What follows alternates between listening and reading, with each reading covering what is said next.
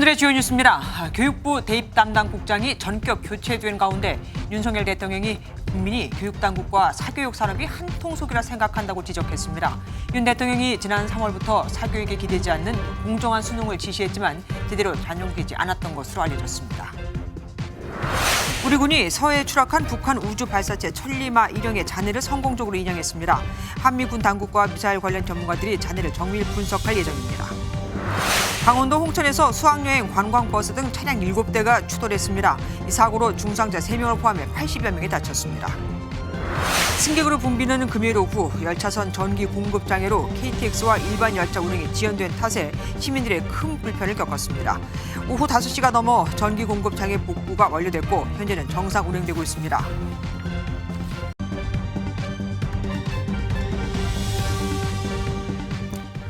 오늘 오후 12시 반쯤 서울역과 행신역 사이 철도 선로 구간에 전기 공급이 끊겨 상행선 운행이 중단됐습니다.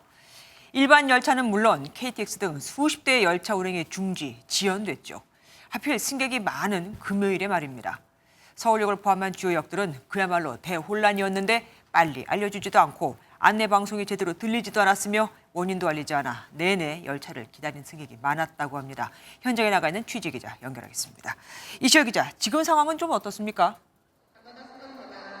네, 저는 지금 서울역에 나와 있습니다. 오늘 오후 5시쯤 복구 작업이 완료되며 이곳은 안정감을 찾아가고 있는데요. 하지만 조금 전만 하더라도 서울역 대합실은 인산인해를 이뤘습니다. 앞서 오늘 오후 12시 35분쯤 경의선 행신역에서 서울역 구간 사이에서 전기 공급 장애가 발생했고 이 여파로 경부선과 호남선을 운행하던 KTX 27대와 일반 열차 15대, 경의선 전동열차 6대의 운행이 중지됐습니다.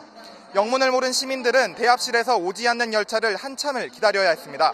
시민들의 목소리 한번 들어보시죠. 1시 37분 차를 예약을 했는데 아직까지 기다리고 있거든요. 대전까지 가는데 시간이 너무 지체되고 있어요. 3시 22분 차인데 전광판에 뜨지도 않고 지금 거의 1시간 기다렸어요. 다 기다리고 있고 다리 아파 앉지도 못한 사람들 있고. 몇몇 시민들은 안내방송이 명확하지 않고 열차 지연 이유를 제대로 설명해주지 않아 그냥 기다리고 있다고도 말했습니다. 사람들이 오늘 금요일이라서 그런지 굉장히 많았습니다. 그런데 계속 모든 차들이 다 지연된다고 하는데 왜 지연되는지는 저들은 모르고 있습니다. 지금은 열차 운행이 정상적으로 이루어지고 있지만 하필이면 주말을 앞두고 이동이 많은 금요일 오후에 이런 사고까지 발생해 시민들의 불편이 컸습니다. 지금까지 서울역에서 MBN 뉴스 이시열입니다. 그럼 왜 선로에 전기 공급이 끊긴 걸까요? 선로 전기 장치에 외부 물체가 부딪혔기 때문입니다. 또 추가 사고를 막기 위해 급히 단전 조치를 내리는 바람에 아예 서울 방향 선로 전체가 통제되고 한 선으로 양쪽 열차가 운행하면서 열차는 당연히 지연될 수밖에 없었습니다. 박기영 기자가 보도합니다. 정지된 KTX 열차 복도에 승객들이 줄지어 서 있고 안전요원들의 안내에 따라 한 명 한 명 건너편 열차로 이동합니다. 오늘 낮 12시 30분쯤 경기 고양에서 서울로 향하는 경의선 철도에서 전기 공급 장애가 발생하며 KTX 열차가 멈춰섰습니다. 사고는 외부 물체가 선로 내 전기 장치와 접촉하면서 발생한 것으로 알려졌습니다. 부딪힌 건 맞아요. 이게 이제 복구를 우선 한 다음에 나중에 조사해야죠. 다행히 인명피해는 없었지만 탑승객 175명이 예비 차량으로 환승하며 1시간 넘게 운행이 지연됐습니다. 또 추가 사고 예방을 위해 급히 단전 조치를 내리면서 서울 방향이 통제되고 한 선으로 양방향 열차가 운행되면서 줄줄이 열차 지연 사태가 발생했습니다. 전기를 끊어버려야 됩니다. 그래 다른 병발 사고가 안 나죠. 상황을 다 점검한 다음에 안전하다고 판단이 되면 다시 급선에서 움직이는 게. 앞서 지난해 12월 경기도 평택 통복터널에선 부직포가 전차선으로 떨어져 전기 공급이 중단됐고 이 여파로 150여 대의 열차 운행이 지연된 적도 있습니다. MBN 뉴스 박규원입니다. 북한이 지난달 31일 쏘아 올리다가 실패한 위성 발사체 잔해가 인양됐습니다. 보름 만인데 사실 북한의 위성 발사체가 추락한 곳은 한중 잠정 조치 수역인 만큼 중국도 인양에 나설 수 있는 지역입니다. 아직 위성 자체는 발견하지 못했는데 지금 나온 것만으로도 전반적인 성능이나 외국 부품 사용 여부, 기술 수준은 파악할 수 있을 것으로 보입니다. 신재호 기자가 보도합니다. 거대한 원통 모양의 물체가 모습을 드러냅니다. 원통의 겉면엔 천마라는 단어도 명확히 적혀 있습니다. 지난달 31일 북한이 쏘아 올린 천리마 1형 2단부로 추정되는 발사체 잔해물입니다. 어젯밤 9시쯤 우리 군은 이 발사체 인양에 성공했습니다. 작전 시작 보름 만입니다. 발사체는 인양되면서 상단 일부분이 잘려나가고 외관에 스크래치가 난 점을 제외하면 원형 모습 거의 그대로를 유지했습니다.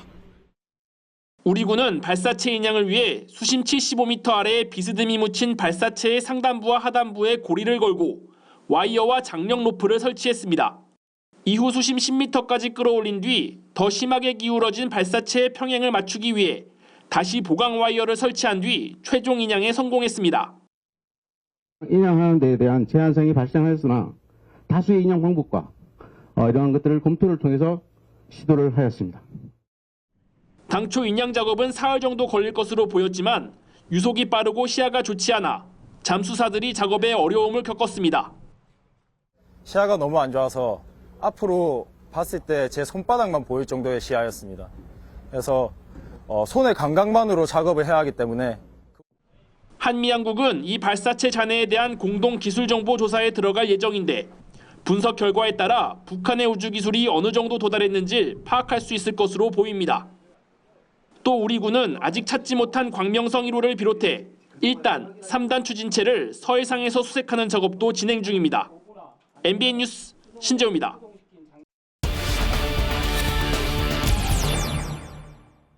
북한이 주장하는 우주 발사체 추정 잔해는 사실 추락 후 며칠이면 인양이 될 줄 알았습니다. 당초 예상보다 인양이 오래 걸린 이유, 또 인양한 우주 발사체로 분석 가능한 사항은 뭐가 있는지 국방부 출입하는 김태희 기자에게 들어보겠습니다. 어서 오십시오.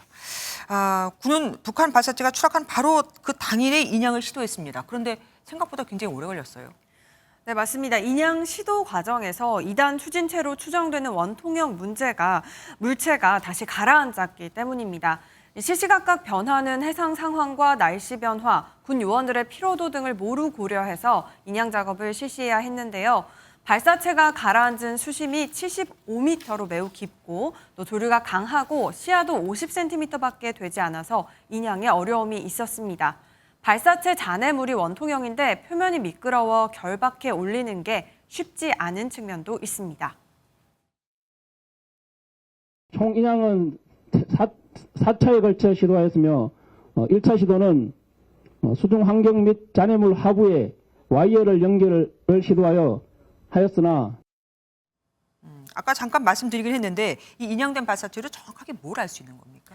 네, 일단 인양한 물체는요, 국방과학연구소로 이송해서 한미가 정밀 분석할 예정인데요.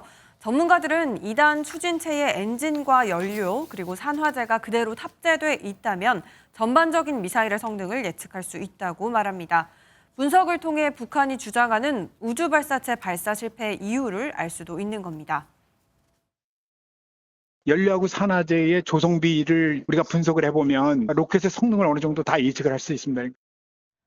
다만 군은 오늘 발사체 공개 현장에서 인양된 발사체 엔진이 들어있는지 이런 자세한 사항은 함구했습니다. 그런데 인양 물체에 적힌 이름 있잖아요. 지금 나오고 있는데 저 이름이 북한이 얘기했던 것과 다릅니다. 네, 맞습니다. 북한은 인공위성 발사체를 천리마 1형이라고 했는데 네. 막상 건져보니까 천마라는 이름이 써 있었습니다. 또 인양된 잔해 표면에는 하늘을 나는 말의 모습을 형상화한 문양이 새겨져 있었는데요. 합동참모본부는 이 부분을 분석해 봐야겠다고 했습니다. 추측을 해보면 인공위성 발사체를 천리마 1형이라고 하고 2단 추진체 이름을 천마라고 명명했을 가능성도 있습니다. 북한은 추락 직후 다시 발사하겠다고 호언장담을 했습니다. 그러면 언제쯤 다시 쏘아 올릴까요? 당장은 어려울 것으로 예측됩니다. 북한은 발사체를 쏜 후 이례적으로 발사 실패를 공개하고 또 2단계 로켓 엔진의 시동 이상으로 서해에 추락했다고 했는데요. 그러면서 결함을 구체적으로 조사하고 과학기술적 대책을 시급히 강구해 여러 가지 시험을 거쳐 가급적 빠른 시간 내 2차 발사를 단행하겠다 이렇게 말했죠. 하지만 북한의 의도와 달리 엔진 문제 등 기술적으로 해결해야 할 부분이 있어서 당장 이번 달 안에 추가 발사를 할 가능성은 크지 않아 보입니다. 네, 이런 와중에 또 북한이 잠깐 움찔할 일이 생겼습니다. 미국이 오늘 핵 추진 잠수함을 부산에 보냈어요. 네, 맞습니다. 오늘 미국 해군의 오하이오급 핵추진 순항 유도탄 잠수함 미시건함이 부산에 왔습니다. 네. 핵추진 순항 유도탄 잠수함은 토마호크 미사일 154발을 탑재할 수 있는 강력한 재래식 무기 플랫폼인데요. 핵추진 순항 유도탄 잠수함이 한국에 온 건 6년 만입니다. 해군은 이번 미시건함 입항에 대해서 전략 자산을 더 자주 정례적으로 전개하겠다는 워싱턴 선언을 이행하기 위한 것이라고 설명했는데요. 미시건함 방안을 계기로 한미해군은 연합 특수전 훈련을 진행할 예정인데 북한의 핵미사일 위협에 대한 한미 연합 대응 차원으로 분석됩니다. 예, 잘 들었습니다. 지금까지 정치부 김태희 기자와 함께했습니다. 이달 초 국정원에선 이례적인 고위직 인사 번복이 있었습니다. 국정원 내부에서 인사 전횡 문제가 있었다는 의혹이 제기됐기 때문이죠. 도대체 무슨 일이 있었던 걸까요? 안병수 기자가 알아보았습니다. 국정원장이 측근 A씨에게 끌려다녔다. 국정원 관계자가 MBN과의 통화에서 털어놓은 내용의 일부입니다. A씨는 이달 초 국처장 1급 간부 5명에 대한 인사에 과도하게 개입했다는 의혹을 받는데 윤석열 대통령은 문제가 있다고 판단하고 인사를 직접 철회한 것으로 알려졌습니다. 해외 파트에 관련국과 관련한 전문성이 없는 인사가 배치된 게 결정적인 계기가 된 것으로 알려졌습니다. 이 관계자는 이번 파동의 핵심으로 등장하는 A씨를 비롯해 이른바 원장파를 자처하며 호가호위한 세력이 있었다고 주장했습니다. 특히 A씨 라인에 속하는 고위급 인사들을 거론하면서 청와대와 용산에서 보기에 쓸 수 없는 사람이 많다고 평가했습니다. 여기에는 국정농단 사태 때 삼성과 관련한 정보를 우병우 전 민정수석에게 전달했다는 의혹을 받았던 인사도 포함됐습니다. 대통령실은 국정원 인사 파동에 대한 진상조사에 착수한 것으로 알려졌습니다. 대통령실 관계자는 공직기강 파트에서 사태 파악에 나선 것으로 안다고 밝혔습니다. 이번 진상조사 결과가 김규현 국정원장 거취에 영향을 줄 가능성도 배제할 수 없다는 관측이 나오고 있습니다. MBN 뉴스 안병수입니다. 공공기관 혁신에 칼을 빼든 윤석열 정부가 첫 경영평가 결과를 내놨습니다. 경영평가가 중요한 건 이 평가가 임원과 구성원들의 성과금과 직결되기 때문입니다.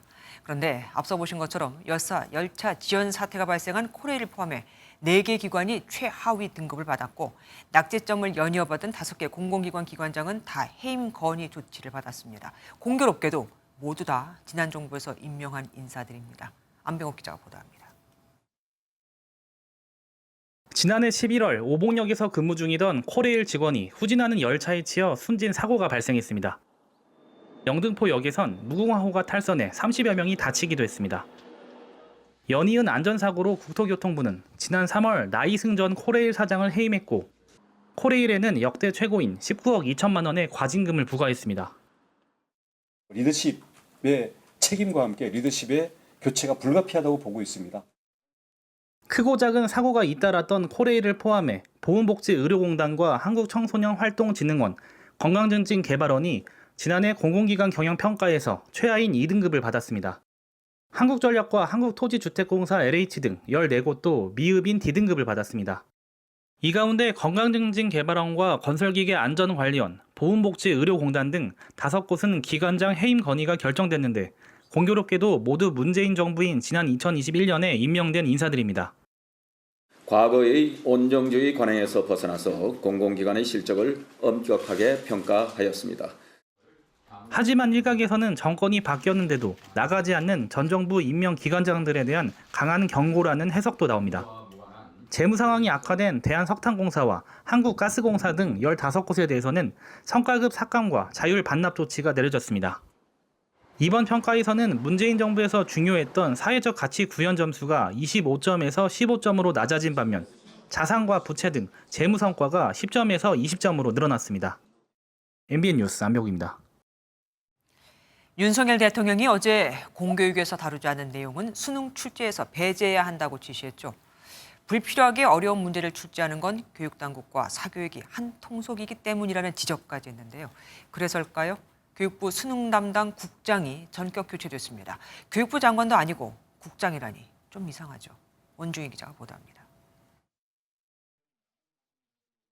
대학 수학능력시험과 관련하여 변별력은 갖추되 학교 수업만 열심히 따라가면 문제를 풀 수 있도록 출제하고 대통령실은 수능 출제 방향에 대한 윤 대통령의 지시가 쉬운 수능과 어려운 수능을 얘기한 것이 아니라 교과 과정에서 다루지 않는 내용을 수능에 출제하지 말라는 뜻이었다고 설명했습니다. 윤 대통령이 교육당국이 학생들을 사교육으로 내모는 건 불공정하고 부당하다고 지적하는 과정에서 한통속, 카르텔이라는 표현도 나왔습니다. 교육부는 이번 6월 모의고사에서 이 같은 윤 대통령의 지시가 제대로 이행되지 않았다고 보고 수능 담당 국장을 전격 교체했습니다. 대통령실 핵심 관계자는 전반기에 수능 관리를 철저하게 해달라는 윤 대통령의 지시가 있었는데 미흡한 점이 있었다며 경질 이유를 설명했습니다. 교육부는 모의고사 문제를 출제한 한국교육과정평가원을 총리실과 함께 감사할 계획이라고 밝혔습니다. 대통령실은 학생들에게 균등한 기회를 제공해야 한다는 공정한 수능에 대한 윤 대통령의 생각이 확고하다고 전했습니다. MBN 뉴스 원중입니다. 갑자기 나온 대통령의 이례적인 수능 관련 발언과 거듭되는 해명에 교육계는 혼란에 빠진 모습입니다. 수능을 불과 5개월 앞둔 시점인데 말이죠. 사회정책부 박유현 기자와 한 걸음 더 들어가 보겠습니다. 어서 오십시오. 가장 궁금한 게 왜 갑자기 하는 거거든요. 대통령은 왜 그런 지시를 내렸고 대통령실은 또 두 차례나 해명에 나서고 배경이 뭘까요? 설명드리기 전에 먼저 문제를 한 개 같이 보겠습니다. 이 문제인데요. 지문이 너무 깁니다. 네, 맞습니다. 이거 수학 문제예요?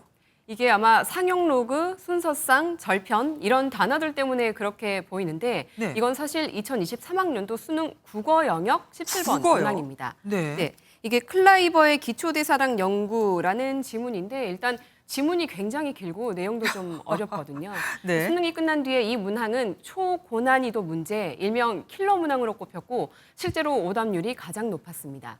윤 대통령이 이 지문을 콕 집은 건 아니지만 교과 과정에서 다루지 않은 비문학 국어나 과목 융합형 문제는 학생을 사교육으로 내모는 아주 불공정하고 부당한 것이라고 언급한 걸 보면 이런 문항을 문제 삼은 것으로 보입니다.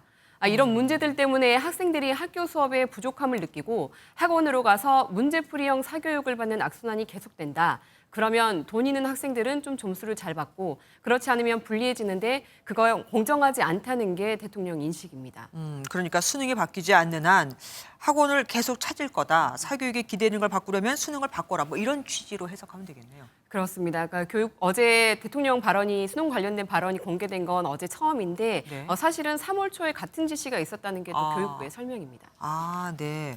그런데 지금 수능이 5개월밖에 남지 않았습니다. 그러면은 어쨌든 수험생도 학부모도 혼란스럽지 않겠어요? 그렇죠. 당장 5달 뒤인데 그럼 수능이 어떻게 바뀐다는 네. 거지? 이렇게 좀 혼란스러울 수 있거든요. 네. 그래서 오늘 학원가를 쭉 둘러봤는데요. 수험생들 이야기 직접 들어보겠습니다.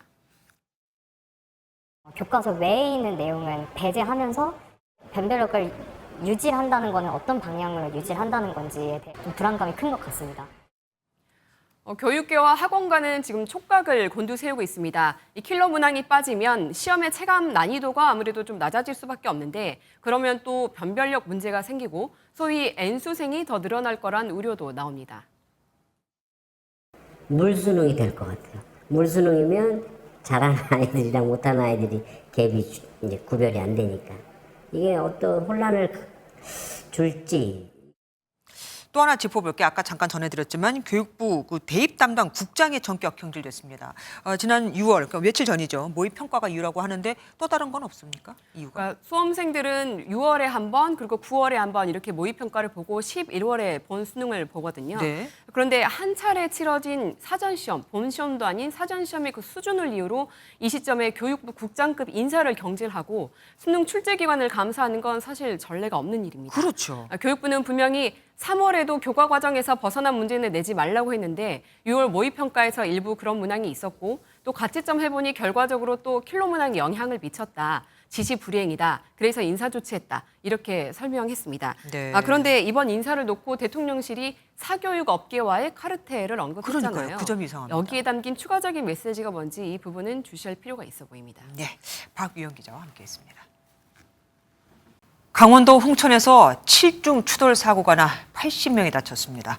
다친 사람 대다수는 수학여행을 마치고 서울로 가던 관광버스를 탄 중학생들이었는데요. 경찰은 맨 뒤에서 사고를 낸 관광버스 운전기사를 상대로 사고 원인을 조사하고 있습니다. 윤규란 기자입니다. 관광버스 앞 유리창이 산산조각 났습니다. 또 다른 버스는 뒤가 움푹 들어가고 아랫부분이 심하게 부서졌습니다. 오늘 오후 1시 25분쯤 강원도 홍천의 고속도로로 진입하는 한 나들목 근처에서 관광버스와 화물차, 승용차 등 7대가 잇따라 부딪혔습니다. 사고가 난 버스 석 대엔 인제의 한 캠프로 수학여행을 갔다 복귀하던 서울의 한 중학교 2학년 학생과 교사들이 타고 있었습니다. 관광버스에서만 77명의 부상자가 나왔고 화물차 운전자까지 포함해 80명이 다쳤습니다. 다친 사람이 좀 나왔을 것 같아요. 가만히 앉아있는 상태에서 벼락 맞았으니까. 다 벨트는 다 매고 있었죠? 그럼요, 벨트는 다 맸죠. 대부분 가벼운 부상이지만 관광버스 운전기사와 학생 2명이 가슴 통증 등을 호소하며 병원에서 치료를 받고 있습니다. 당시 현장엔 승용차 한 대와 화물차 석 대가 정지 신호를 받고 서 있었는데요. 이어서 진입한 관광버스 석 대 중 마지막 버스가 속도를 줄이지 않고 그대로 돌진한 것으로 보입니다. CCTV 상으로는 뒤에 차가 그냥 나가는 걸로 확인되는데 뒤에서 때린 것처럼 추정이 되고 운전자 얘기를 다 들어봐야 될 것 같아요. 아마 경찰은 사고를 낸 버스 기사를 상대로 졸음운전 등 여러 가능성을 염두에 두고 원인을 조사하고 있습니다. MBN 뉴스 윤기란입니다. 그런데 이 학교 학생들은 공교롭게도 이틀 전 강릉에서 수학여행 도중에 교통사고를 당했던 것으로 알려졌습니다. 잇따르는 사고에 해당 학교는 비상이 걸렸고 학부모들은 학교 앞까지 찾아와 애를 태워야 했습니다. 이혁재 기자가 보도합니다. 강원 소방당국에 따르면 지난 14일 오후 강릉시 강동면 한 커브길에서 관광버스와 11톤 화물차가 충돌했습니다. 이 사고로 60대 화물차 운전자와 버스에 타고 있던 중학생 5명이 경상을 입었습니다. 다친 학생은 서울에서 수학여행을 왔다가 사고를 당했는데 공교롭게도 오늘 교통사고가 난 학교 소속으로 파악됐습니다. 이처럼 3일도 안 돼 수학여행 교통사고가 2건 발생한 학교는 당장 비상이 걸렸습니다. 서울시 교육청은 수학여행 등 수련활동 담당 장학관과 이 학교 교장 등을 사고 현장에 파견했습니다. 경상이요. 조금 자세한 상황 말씀드리기가 조금 어려운데요. 지금 수습하러 가셨어요. 사고 소식을 접한 학부모들은 부랴부랴 학교로 달려와 가슴을 졸여야 했습니다. 복장이 너무 돼서 그 사고 났다는 소리 듣자마자 그 상황에서 엄마들이 다 멘붕이 와서. 학생들은 학교에 예정 시간보다 늦게 도착했지만 무사히 수학여행을 마쳤다는 안도감과 사고 여파에 대한 걱정이 교차했습니다. MBN 뉴스 이혁재입니다. 아이들이 안전 가림막도 없는 공사 현장 바로 옆을 걸어서 등하교하고 있습니다. 서울 강남의 한 재건축 현장 얘기인데 구청은 건설 과정에서 어쩔 수 없었다고 합니다. 어쩔 수 없어서 가림막을 높이지 못하는 이유가 뭘까요? 백기종 기자가 현장에 다녀왔습니다. 교복 차림의 학생들 머리 위로 공사 자재들이 움직이고 버스를 기다리는 초등학생 바로 옆으로는 굴삭기가 지나갑니다. 긴 배수관이나 석재 자재가 오가는 상황에서 아이들은 어쩔 수 없이 차도를 걷기도 합니다. 인근에 초, 중, 고등학교가 밀집해 있는데 이 재건축 공사장에서는 흔히 볼 수 있는 안전 울타리는 좀처럼 보이지 않습니다. 어느 순간 보니까 다 철거했더라고요. 근데 등하교 할 때 불안하고요. 아이들이 아무래도 통제를 해도 돌발 상황이라는 게 있으니까. 공사장 허가 조건에 따르면 높이 12m 이상의 건축 현장에는 6m 이상의 가설 울타리를 도로변에 설치하도록 돼 있는데 지켜지지 않은 겁니다. 바로 옆 공사 현장은 이렇게 6m 높이의 가설 울타리를 설치해놨습니다. 반면에 이 재건축 현장은 사람 키 높이보다도 낮은 간이 울타리만 놓여져 있습니다. 배수관 설치 등을 위해 땅을 파낼 때 울타리가 오히려 무너질 수 있기 때문이란 게 강남구청의 설명. 건축물이 올라갈 때는 당연히 이 기준에 맞춰서 건물에 설치가 됐었던 거고 지금 현재는 그 건축물은 다 올라간 상태고 이동식 울타리로 바꿔서 설치를 한 거예요. 하지만 여전히 건물이 올라가고 있는 구역도 울타리를 해체한 건 마찬가지입니다. 불가피하게 철거를 해야 한다면 최소한의 안전 조치는 해야 된다고 생각을 합니다. 공사장 바깥에 안전요원이 전혀 배치가 안 돼 있어요. 불안하다는 주민들의 반복된 민원에도 구청은 철거가 필요하다는 게 공사 관계자의 의견이라는 답변만 반복하고 있습니다. MBN 뉴스 백길종입니다. 음주운전은 누군가의 생명을 앗아가고 한 가정을 파괴하는 심각한 범죄지만 이 말이 전혀 들리지 않는 이들도 있나 봅니다. 이번엔 택시기사가 음주운전을 하다가 사고를 내 택배 일을 하던 30대 가장의 목숨을 잃었습니다. 어린 자녀 둘이 있었죠. 강세훈 기자입니다. 이른 아침 광주의 한 교차로입니다. 좌회전과 직진 차로를 주행하던 차량 모두 정지선에 멈춰섭니다. 그런데 택시 한 대가 정지하지 않고 교차로에 진입합니다. 그 순간 1톤 택배 차량과 충돌합니다. 택배차는 사고 충격으로 튕겨져 나가 인도에 있던 철제 구조물에 부딪힙니다. 문이 안 열려서 소방대원들이 10분 정도는 걸린 것 같은데 문 여는데 의식도 없었던 것 같고. 택배 차량 기사는 병원으로 옮겨졌지만 숨졌습니다. 사고 현장 도로에는 차량 파편이 널브러져 있고 철제로 된 대형 입간판은 당시 사고 상황을 보여주듯 심하게 부서졌습니다. 경찰 조사 결과 택시기사는 신호 위반도 모자라 술에 취해 운전한 것으로 드러났습니다. 혈중 알코올 농도는 면허 정지 수준이었습니다.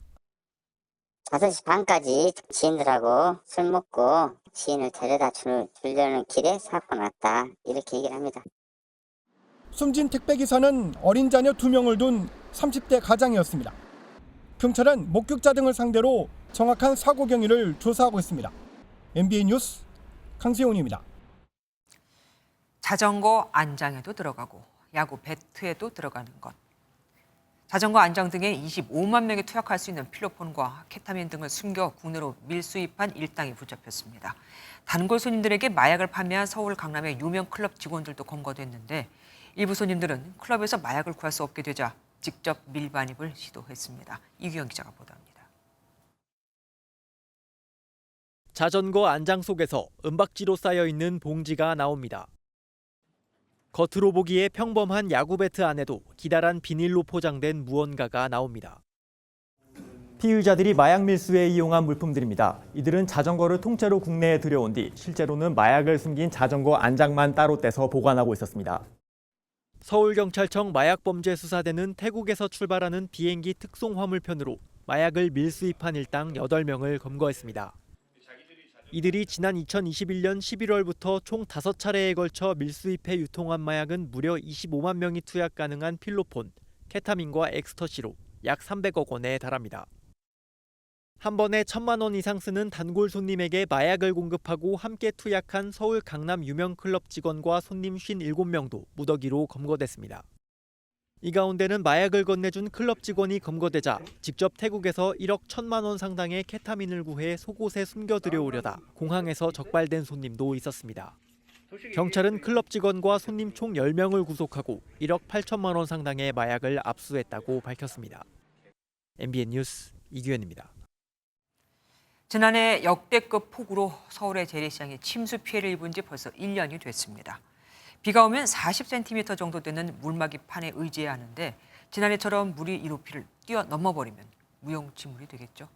지난번 당한 수해의 충격이 아직도 가시지 않았는데 다음 달이면 벌써 또 장마철입니다. 홍주 기자가 둘러봤습니다.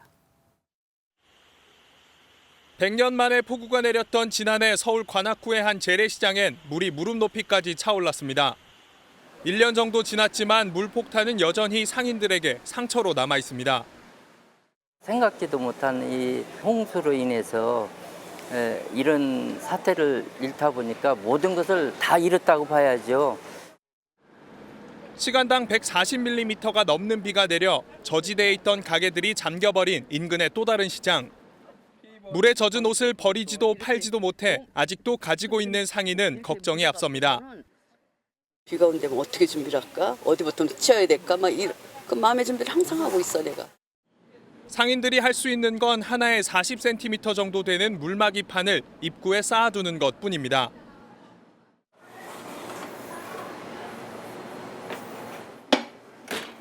물막이 판이 있어 허리까지 오는 빗물을 막을 수 있지만 지난해의 경우 지붕 높이까지 차면서 물이 가게로 들어왔습니다.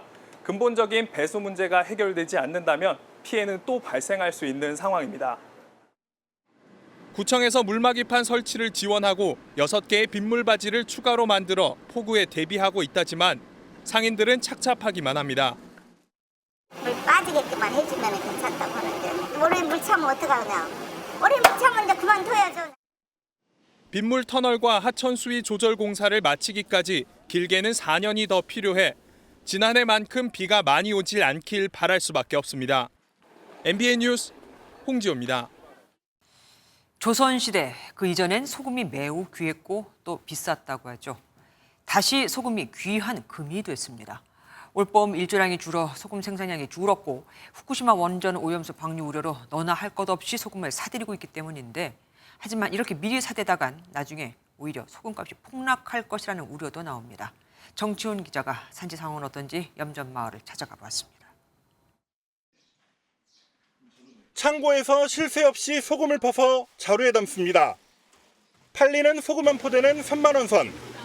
예년보다 2배 가까이 올랐습니다. 온라인 판매는 이미 중단됐고 지금은 전화로만 주문받고 있는데도 밀려드는 택배를 감당하기 어렵습니다. 저 혼자 일하는데 참게 양이 한 5배 늘어났죠. 죽을 것 같아요. 2년에서 3년 묵힌 소금이 났지만 이미 지난해 생산한 물량까지 동났습니다.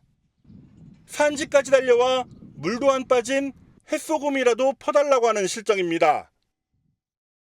원래는 이곳 지붕 위까지 소금이 쌓여 있어야 하지만 안으로 깊숙이 들어가도 소금이 없습니다. 그나마 남아있는 소금도 어제 생산한 겁니다. 인근 농협도 사정은 마찬가지. 500포대를 간신히 구해 쌓아놨지만 하루도 안 돼 다 나갑니다. 요즘은 한 번 오시면 한 50포에서 80포, 심지어 100개, 200개까지도 달라가시는 분이 계십니다. 소금이 비싸게 팔리니 생산민들은 돈을 벌어 좋을 법도 하지만 오히려 근심이 가득합니다. 한 개 살 사람이 5개, 10개씩 사갖고 쟁여놓는데 한 5년 동안 소금 안 사 먹을 거라니까. 그러면 가격이 또 떨어질 수밖에 없는 거지. 일조량이 다시 늘면서 여름철 소금 생산량이 증가하고 있어 굳이 사재기할 필요가 없다는 지적이 나오지만 산지 품귀 현상이 언제 멈출지는 미지수입니다. MBN 뉴스 정춘입니다. 천일염 산지 얘기만이 아닙니다. 도심에서도 이미 일주일 전부터 소금 사기가 어려워졌고 심지어 가격마저 오르기 시작했습니다. 원재료인 천일염을 가공해 제품을 만드는 공장들도 생산에 차질을 빚을 정도라 정부가 대량 수매해 저렴하게 판매하는 방법을 검토하고 있습니다. 계속해서 이규욱 기자가 보도합니다. 충남 공주의 한 소금 가공 공장. 공장 설비는 멈췄고 원재료인 천일염이 쌓여 있어야 할 창고가 비어 있습니다. 신안에서 천일염을 가져오지 못하고 있기 때문입니다. 소금을 일단 안 팔아요. 가격이 너무 높고 일단 구할 수가 없어요. 업계에 있는 분들도 소금을 먼저 사둔 사람들은 지금 안 팔아요. 더 가격이 오를 때까지 기다린대요. 소비자들도 마찬가지입니다. 서울의 한 마트 소금 매대인데요. 천일염 상품이 놓여 있을 자리가 이렇게 텅 비어 있습니다. 수협이 운영하는 온라인 몰에서도 1인당 구매 수량을 제한해놨지만 상당수 품절 상태입니다. 오이 소박이 좀 담으려고 소금 사러 왔는데 소금이 없네요. 지금 전보다 가격도 많이 오른 것 같고. 일부 온라인 쇼핑몰에서는 소금 매출이 최대 6배까지 늘었는데 전남 신안 천일염 20kg 도매가는 2배로 뛰었습니다. 정부는 이번 달부터 산지 생산이 늘고 있다며 김장철에 쓸 천일염이라면 비싼 돈을 주고 지금 사지 말라고 당부했습니다. 김장 담그실 때 필요해서 소금 사시는 이런 일은 오히려 경제적으로 따지시면 더 손해고. 정부는 후쿠시마 오염수 방출에 대한 막연한 불안 심리가 진정되지 않으면 산지에서 소금을 대량 수매해 저가에 판매하는 방안도 검토하고 있습니다. MBN 뉴스 이규옥입니다. 오늘 참 더우셨죠. 대구의 한낮 기온이 33.5도까지 오르는 등 내륙 대부분 지역이 30도를 웃돌았는데 하루 만에 10도가 오른 곳도 있습니다. 내일은 더 덥습니다. 불볕더위가 기세를 더하면서 올 들어 처음으로 폭염특보가 내려지는 곳도 있을 거라고 하네요. 최돈희 기자가 보도합니다. 한낮의 도심은 온통 열기로 가득합니다. 불볕 같은 햇살에 바람마저 뜨겁게 느껴집니다. 도심공원 나무 그늘은 더위를 피하려는 사람들로 이미 만석입니다. 햇볕에 앉아있기엔 너무 더운데 이렇게 그늘방 밑에 앉아있으니까 시원하고. 열화상 카메라로 본 떼약볕에 달궈진 도심도로. 붉은색 열기를 내뿜습니다. 표면 온도는 60도를 훌쩍 넘어섭니다. 오늘 대구와 전남 곡성이 33.5도, 충북 옥천이 33.4도 등 내륙 대부분 지역이 30도를 웃돌았습니다. 특히 동해안 지역은 하루 사이 기온이 10도 가까이 오른 곳도 있었습니다. 중국 내륙에서 고온 건조한 바람이 한반도로 유입된 데다 강한 햇볕에 의한 일사현상이 더해진 겁니다. 더위의 기세는 내일 더 강해집니다. 낮 기온이 오늘보다 더 오르면서 올해 들어 처음으로 폭염특보가 내려질 가능성이 있습니다. 햇볕에 의해 낮 기온이 크게 오르면서 내륙을 중심으로 30도 이상의 기온을 보이는 곳이 많겠습니다. 기상청은 기온이 크게 오르는 한낮엔 온열 질환 발생 가능성이 큰 만큼 수분을 충분히 섭취하고 격렬한 야외 운동은 가급적 자제해 줄 것을 당부했습니다. MBN 뉴스 최돈입니다.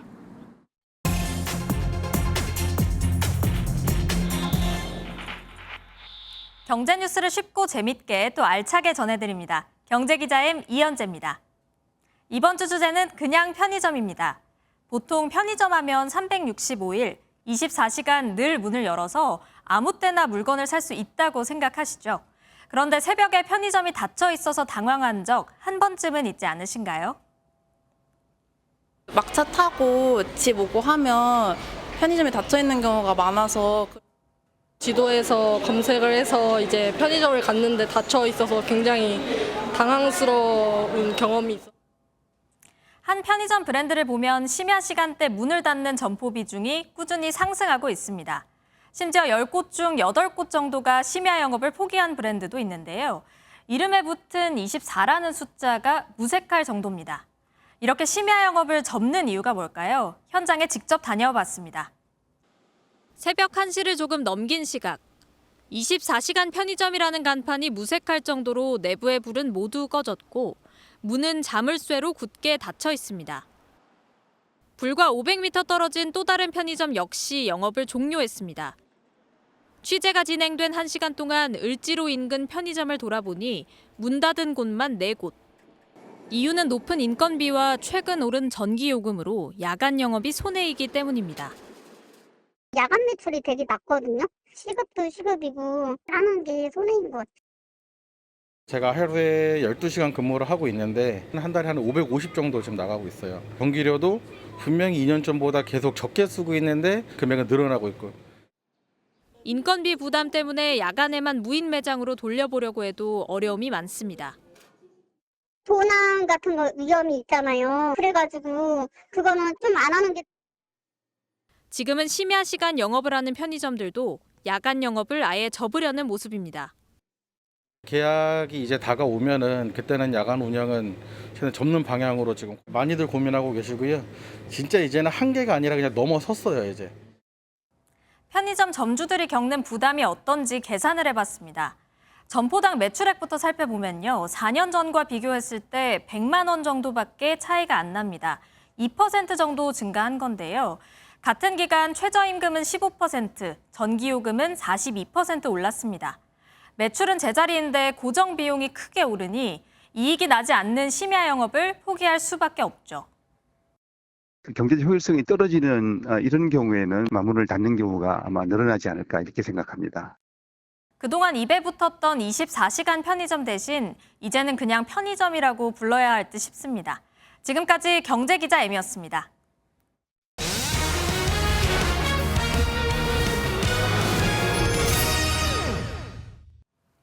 우리가 2030 세계 박람회 유치지로 밀고 있는 부산 북항은 1876년 개항해 대한민국의 역사와 경제를 이끈 곳, 국내 최대 무역항이었던 곳이죠.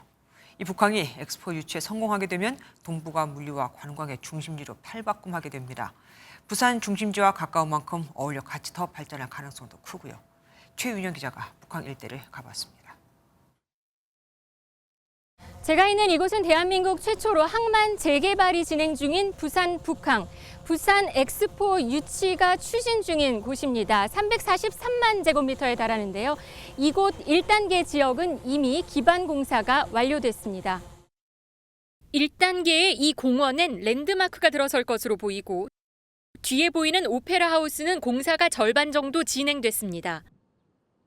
옆쪽으로는 해상 레포츠를 즐길 수 있는 마리나와 역사 문화공원 등이 들어설 예정입니다. 그리고 이곳은 북항 재개발 2단계 구역인데 지금은 아직 항만 기능이 남아있지만 곧 착공에 들어갈 예정입니다. 지금은 컨테이너와 선박들이 즐비한 항구의 역할을 하고 있는 곳입니다.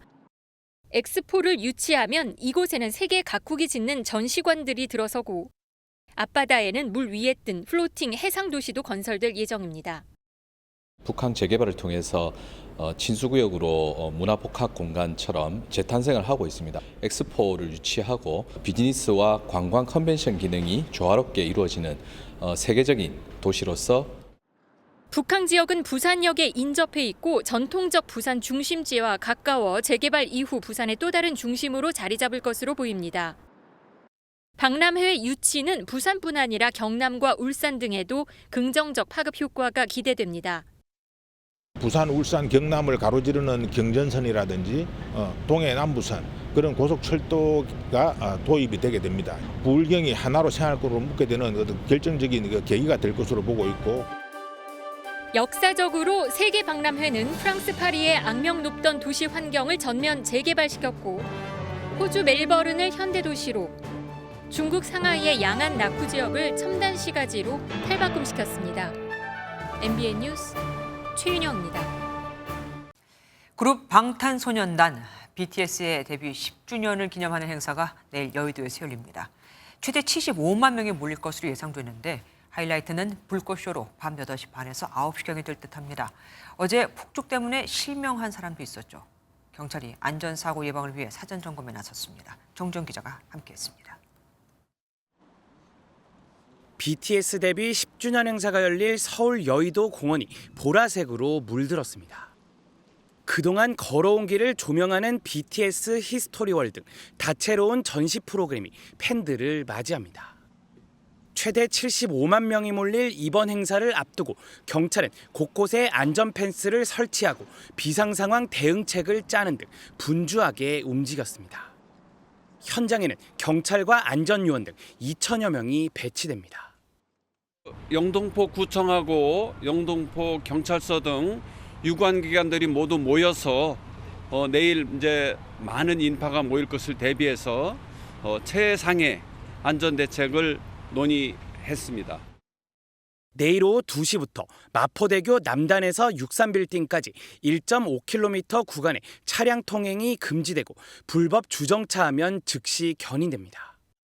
또 안전한 귀가를 위해 주변역의 지하철 운행 횟수는 평소보다 36회 늘어나고 여의도를 지나는 버스 운행도 늘립니다.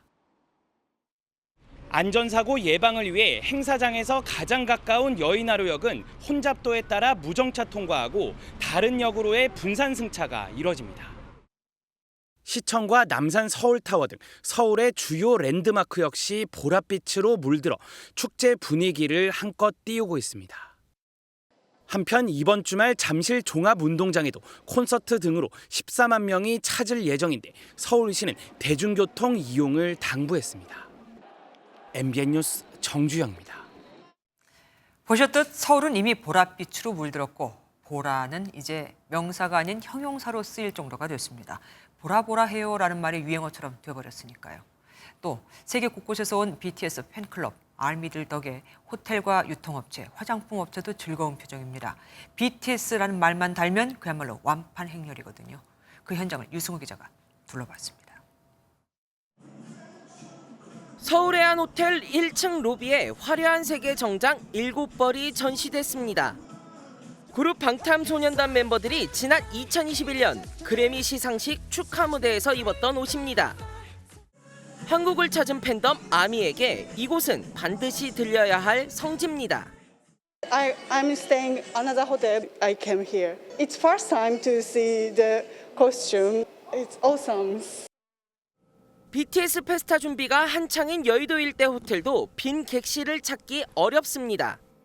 50%가량이 BTS 팬분들인 것으로 예상이 되고 있고 방문해 주시는 고객분들이 3배에서 4배가량 더 많아지셨고요. 스페인, 일본, 중남미 등 다양한 국가의 팬분들이 방문해 주고 계십니다. 최근 BTS 공식 굿즈를 제공하는 숙박 패키지부터 BTS 페스타 생수도 등장했습니다.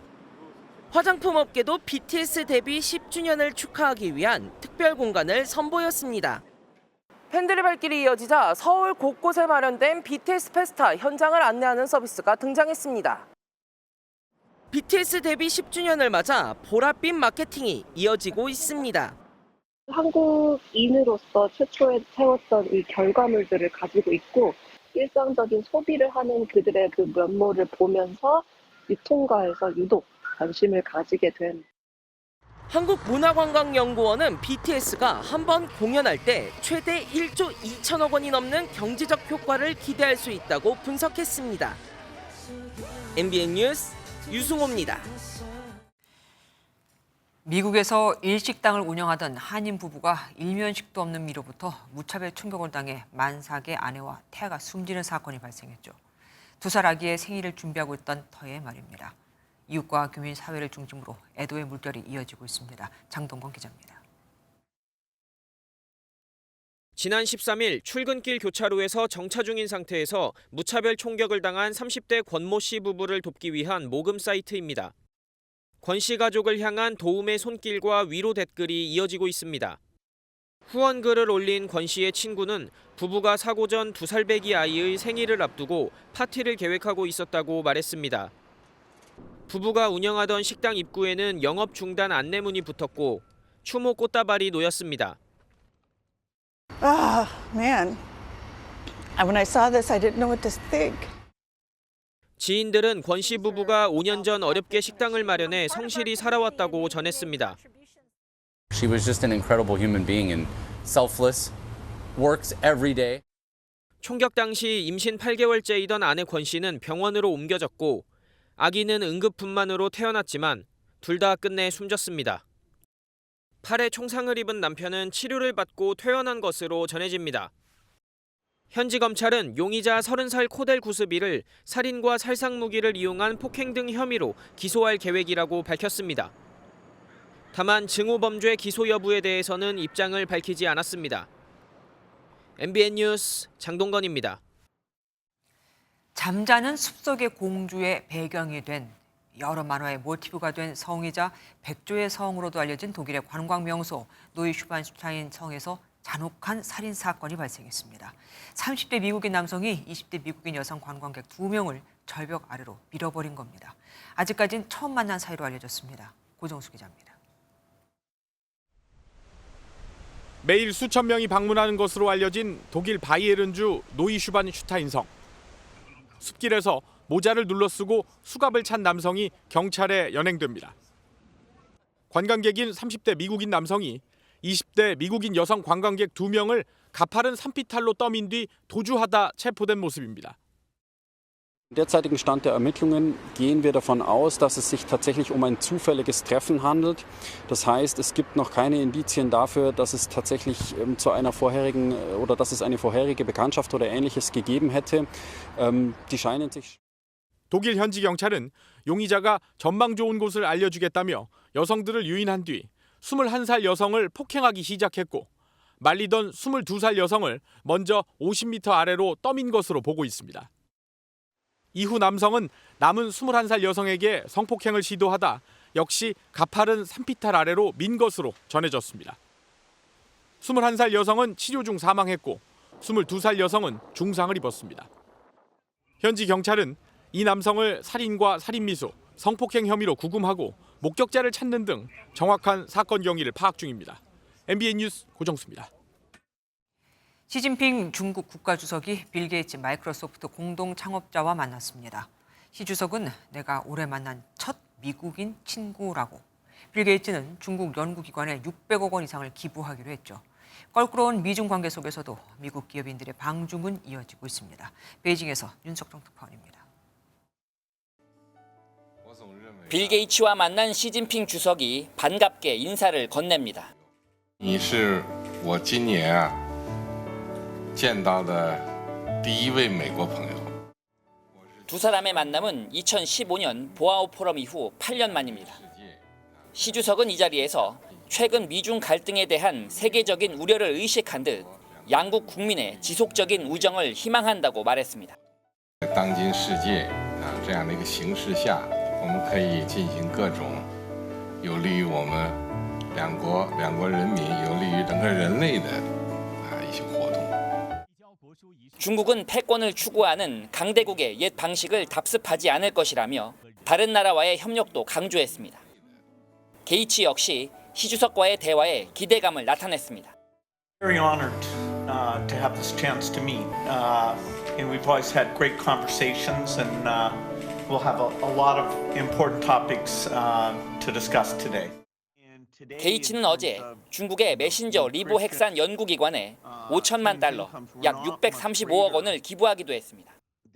미국의 전방위적인 중국 견제에도 올해 들어서 일론 머스크 테슬라 최고 경영자나 JP 모건, 스타벅스 등 세계적 기업의 최고 경영자들이 잇따라 중국을 찾았습니다.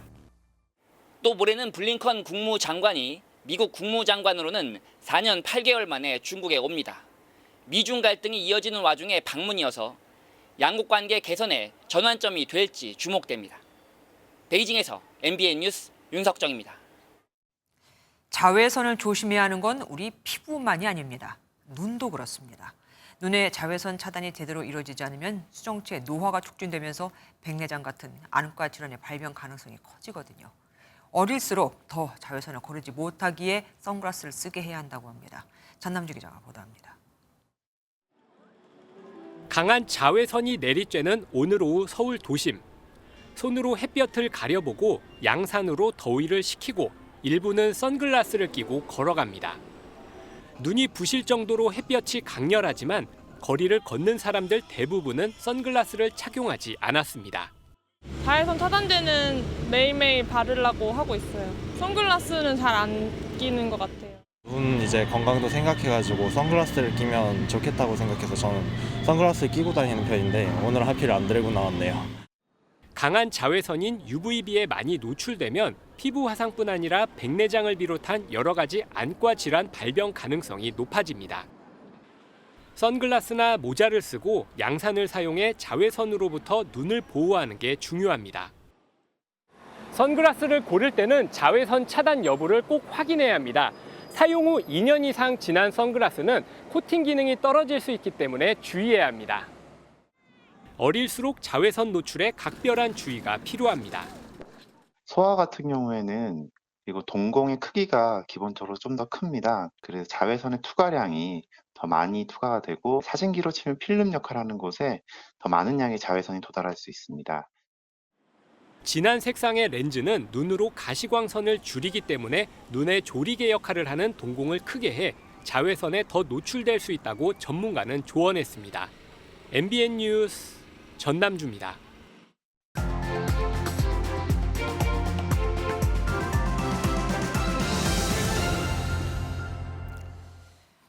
방송국에서 그렇게 말하라고 쪽지를 줬다. 1982년 대입 학력고사 전국 수석을 차지했던 원희룡 국토교통부 장관이 당시 교과서 위주로 예습 복습을 철저히 한 게 비결이라고 언론에 밝힌 데 대해 뒤늦게 해명했습니다. 서슬퍼런 전두환 정권이 과외 전면 금지를 내세웠던 시절이니 어쩔 수 없었겠지만 요즘 수능 최고 득점자들은 대개 인터넷 강의와 모의고사 덕분이라고 교과서만 공부했다는 말은 거의 하지 않죠. 학교 수업만 열심히 따라가면 문제를 풀 수 있도록 출제하고 학교 수업에서 다루지 않은 내용은 출제해서 배제하라고 말씀하셨습니다. 윤석열 대통령이 어제 대학 수학 능력 시험이 변별력은 갖추되 학교 수업에서 다루지 않은 내용은 출제에서 배제하라고 지시했습니다. 그런데 이게 참 쉽지 않습니다. 왜냐고요? 교과서의 종류가 너무 많거든요. 예를 들어 세계사 수능에 자주 출제되는 시박사라는 개념만 해도 일부 교과서에서는 아예 소개조차 되지 않습니다. 저 교과서에 있는 내용이 이 교과서에 없고 이 교과서에 있는 내용이 저 교과서에 없으니 교과서 안에서만 문제를 내도 어떤 학생은 배우지 않은 내용이 출제되는 겁니다. 그러니 사교육을 찾을 수밖에요. 윤 대통령 지시대로 수능을 교과서만 공부해서 치를 수 있게 하려면 우선 그 기본이 되는 그 많은 종류의 교과서부터 바꿔야 합니다. 이념 편향 문제는 차치하고서라도 과목당 검정 교과서가 너무 많고 영세한 출판사가 낸 교과서는 참고서 하나 구하기 힘든 현실에서 학생에게 교과서만 공부하라고 어떻게 말을 할 수 있겠습니까? 교과서의 종류는 왜 그렇게 많아진 걸까요? 이 출판사, 저 출판사 다 살리려다 이렇게 된 건 아닐까요? 학생을 위해서는 분명 아니죠. 여러 출판사를 살리는 것도 좋습니다. 하지만 그 결과 지난해 초, 중, 고 연간 사교육비는 26조 원으로 또 역대 최고치를 갈아치웠습니다. 내가 뭘 좋아하는지 꿈꿔야 할 나이에 내신 따로, 수능 따로 이중 공부를 해야 하고 그래서 사교육 시장으로 내몰리는 우리 아이들. 우리 혹시 그렇고 그런 대책에 파묻혀 정작 중요한 본질을 놓치고 있는 건 아닐까요? 김주아의 그런데 오늘은 사교육을 조장하는 이들이었습니다.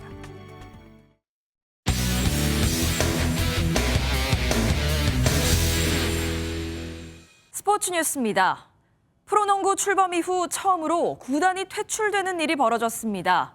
재정난에 시달리던 고양 대의원이 불명예의 주인공이 됐는데 프로농구연맹 KBL은 허재 공동대표에게 이 사태에 책임을 물을 방침입니다. 김한준 기자입니다. 이른 아침부터 열린 KBL 임시총회. KBL은 1시간에 걸친 논의 끝에 고양 대의원 구단에 프로농구 회원 자격을 박탈하기로 했습니다. 1997년 출범한 프로농구에서 구단이 제명된 것은 이번이 처음입니다. 고양 대의원 스포츠를 회원사에서 제명했습니다. 정상적으로 구단을 운영할 의사와 능력이 없다고 최종 확인했기 때문입니다. 대의원의 원래 이름은 고양 캐롯. 농구 대통령 허재를 공동대표로 선임해 지난해 농구계에 뛰어들었는데 처음부터 삐걱거렸습니다. KBL 가입비조차 제대로 내지 못하더니 선수들의 월급까지 5개월째 밀리며 12억 원 넘게 체납했고 급기야 네이밍 스폰서였던 캐롯과의 계약도 해지됐습니다. 허재 대표 역시도 월급을 거의 받지 못한 상황으로 알려졌지만 KBL은 법적 책임을 물을 방침입니다. 월세를 살고 있는 선수들도 있고요. 선배들이나 팀 동료들을 해서 돈을 모아서 내주기도 했었고요. 법적 조치를 해야 되는 게 맞다고 생각합니다. 월급을 받지 못하는 어려운 상황에서도 지난 시즌 4강까지 진출하며 큰 감동을 줬던 대의원. 한 시즌 만에 역사 속으로 사라지게 됐습니다. MBN 뉴스 김한준입니다. 날이 부쩍 더워졌습니다. 이번 주말에는 이 더위가 더 심해지겠는데요. 내일 서울은 31도, 일요일에는 33도 안팎까지 오르면서 일부 내륙 지역으로는 올해 첫 폭염특보가 내려질 가능성이 있습니다. 동시에 자외선이 강하겠습니다. 내일 전국적으로 자외선 지수는 매우 높은 단계까지 지속겠습니다. 바깥 활동하신다면 자외선 차단에 신경 쓰셔야겠습니다. 밤부터는 안개가 짙어지겠습니다. 오늘 밤부터 내일 아침 사이 중부 서해안과 전북 지역은 가시거리 200m 미만의 짙은 안개가 끼겠습니다. 내일 전국이 맑겠고요. 대기질은 무난하겠습니다. 내일 중부지방은 서울이 31도 등으로 30도를 웃도는 곳이 많겠습니다. 남부 내륙은 광주와 대구가 34도 등으로 35도 안팎까지 오르겠습니다. 이번 더위는 다음 주 초 전국적으로 비가 한 차례 내리면서 한풀 꺾일 전망입니다. 내셨습니다. 안녕하세요. 김주하입니다. 공정하고 신속한 MBN 뉴스, 유튜브를 통해서도 만나보실 수 있습니다. 특히 더 많은 뉴스와 라이브를 보고 싶으시다면 오른쪽을 눌러서 구독하시면 됩니다. 어렵지 않죠? 빠르고 정확한 뉴스로 계속 찾아뵙겠습니다. MBN 뉴스를 시청해주신 여러분 고맙습니다.